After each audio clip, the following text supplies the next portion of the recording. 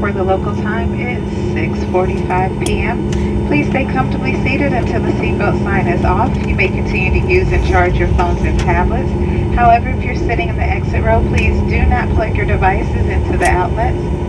Don't forget to check your seat back pocket, area around your seat and feet to make sure you have all of your belongings, and please be careful when opening the overhead bins. Once we arrive at the gate, our airport team will be more than happy to answer any questions that you might have.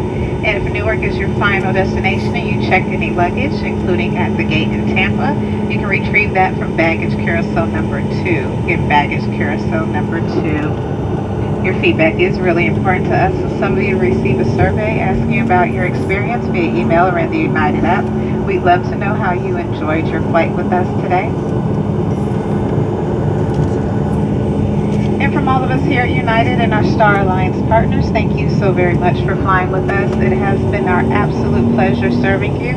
We do sincerely apologize for our late arrival, and we appreciate your patience and understanding. We look forward to seeing you again soon on another United flight. We wish you a safe rest of your evening, a beautiful week ahead, and for the holiday season, we do wish you moments of love, joy, laughter, peace, comfort, and stillness.